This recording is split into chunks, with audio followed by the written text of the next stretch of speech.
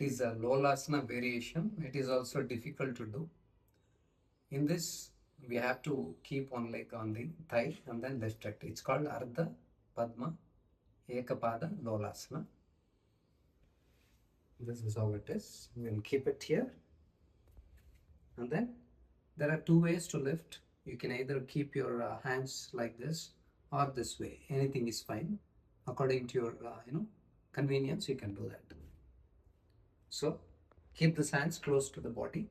If you keep the hands away, it will become difficult. Okay, keep it like this.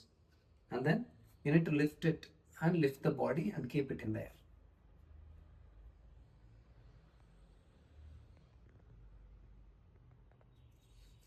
I'll show from the side angle.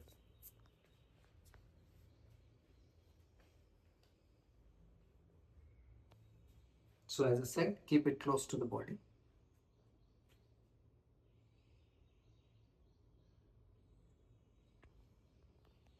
This is how it is.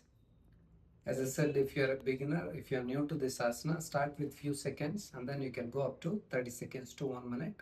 You will get all the benefits. To get the benefits out of this, you need to do it regularly at the right time. Right time meaning early morning or in the evening.